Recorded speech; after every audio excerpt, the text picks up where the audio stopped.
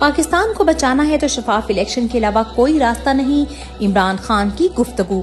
Adiala jail में आज सहाफियों से गुफ्तगू करते हुए बानी चेयरमैन तहरीक-ए-इंसाफ और साबिक वज़ीर-ए-आज़म इमरान खान ने कहा, जमहूरियत इखलाकी रवैयों पर चलती है, जमहूरियत आज़ादी का नाम है, जहाँ जमहूरियत आज़ाद होती है वही मुल्क परवास करता है।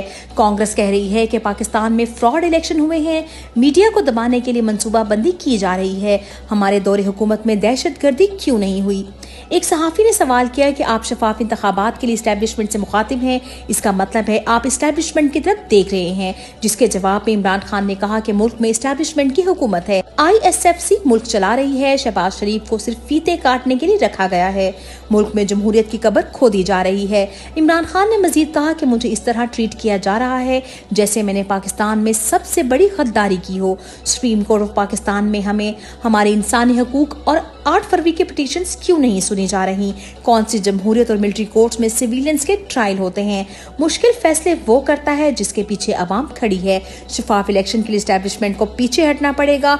इस्टेब्लिशमेंट ने मुल्क बचाना है तो शफाफ इलेक्शन की तरफ जाना होगा। इमरान खान ने मजीद कहा कि चीफ जस्टिस काजी फायज ईसा हमें कह रहे हैं कि इंट्रा पार्टी इलेक्शंस क्यों नहीं कराए। चीफ जस्टिस को मालूम नहीं कि हमारी सारी पार्टी अंडरग्राउंड थी।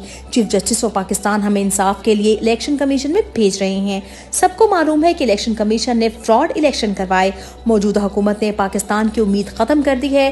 किसी को इस हुकूमत पर भरोसा नहीं रहा। इलेक्शन में तारीखी धांधली हुई है। इमरान खान ने कहा कि 2021 में मुल्क का कर्जा 2.8 ट्रिलियन था। 4 साल में मुल्क के कर्जे 8 से 9 ट्रिलियन तक पहुंच गए। जिस गरीब का 2000 बिल आता था अब उसका 10,000 बिल आता है। सारी इलीट के पैसे बाहर पड़े हैं। उन्होंने कहा कि पाकिस्तान को बचाना है तो शफाफ इलेक्शन के अलावा कोई रास्ता नहीं। इमरान खान ने काजी फायज ईसा पर अदम एतमाद कर दिया। सुप्रीम कोर्ट में तहरीरी जवाब जमा। चेयरमैन इमरान खान का चीफ जस्टिस काजी फायज ईसा पर अदम एतमाद। सुप्रीम कोर्ट में दरखास्त दायर। इस्तदा की है कि चीफ जस्टिस काजी फायज ईसा मेरे केसेस से अलग हो जाएं। परवेज खटक ने कांपते हुए इमरान खान के खिलाफ झूठी गवाही दे दी। इमरान खान ने मुस्कुराकर झूठी गवाही को गैर मौसर कर दिया। अडयाला जेल रावलपिंडी में 190 मिलियन पाउंड रेफरेंस की समाअत के दौरान जब परवेज खटक बयान रिकॉर्ड करवाने आए तो इमरान खान भी रोस्टम पर आ गए। बयान रिकॉर्ड करवाने के दौरान इमरान खान मुस्कुराते रहे। अब तो नवाज शरीफ के फ्लैट भी पाकिस्तान वापस आ जाने चाहिए। इमरान खान का परवेज खटक के बयान के दौरान चुटकुला। परवेज खटक ने 15 मिनट में बयान रिकॉर्ड करवाया और वापस चले गए। बनी गाला इस्लामाबाद के पटवारी अब्बास गोराया पर भी जरा मुकम्मल। वुकला के मुताबिक परवेज खटक जैसे आया चोर नजरों से इधर उधर देख रहा था और सीधा रोस्टम पर चला गया गवाही देने।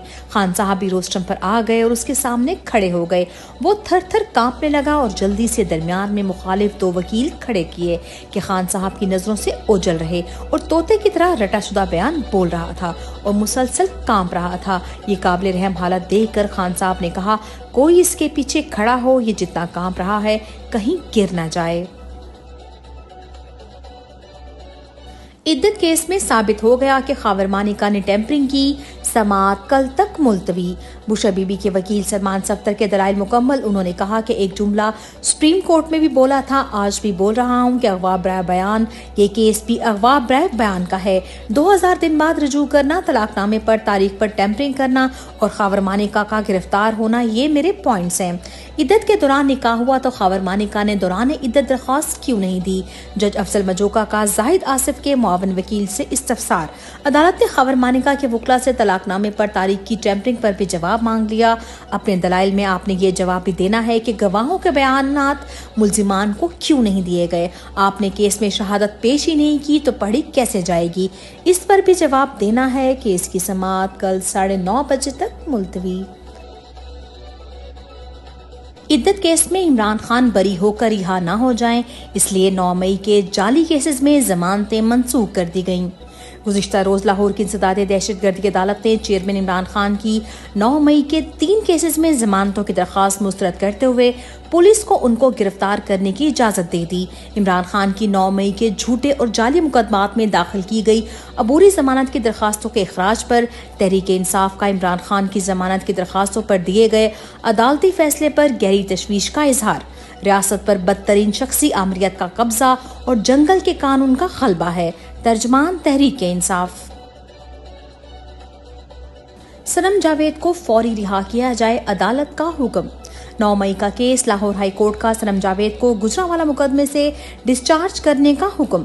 अदालती हुक्म के बावजूद सनम जावेद को ताहाल रिहा नहीं किया गया।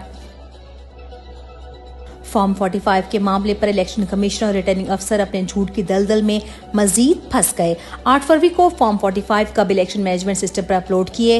इस्लामाबाद रिटर्निंग अफसर के वकील रिकॉर्ड देने से तजब्जुब का शिकार, रिकॉर्ड देने के मामले को लटकाने की कोशिश। इलेक्शन ट्रिब्यूनल ने रिमार्क्स दिए कि आप पब्लिक सर्वेंट हैं, आप फरीक नहीं हैं, आप क्यों रिकॉर्ड नहीं दे रहे, आपको क्या मसला है। इलेक्शन ट्रिब्यूनल ने फॉर्म 45 इलेक्शन मैनेजमेंट सिस्टम पर अपलोड होने का रिकॉर्ड तलब कर लिया। ISI को शहरियों की फोन कॉल्स, मैसेजेस रिकॉर्ड करने की इजाजत का नोटिफिकेशन चैलेंज। हुकूमत का ISI को फोन टैप करने की इजाजत देने के इख्तियार लाहौर हाई कोर्ट में चैलेंज हो गया। हुकूमत पाकिस्तान ने एक नोटिफिकेशन में ISI को लोगों के फोन टैप करने की इजाजत दी है। PTA एक्ट के जिस सेक्शन के तहत नोटिफिकेशन जारी किया गया है, इसके अभी रूल्स तक नहीं बने। आईन पाकिस्तान शहरियों को प्राइवेसी, आज़ादी इजहार राय फ्राहम करता है। इंडियन सुप्रीम कोर्ट के मुताबिक भी लोगों के फोन टैप करना आइन की खिलाफ वर्जी है। दरखास्त में सदा की गई है कि अदालत हुकूमत पाकिस्तान का ISI को फोन टैप करने की इजाजत देने का नोटिफिकेशन गैर कानूनी करार दे।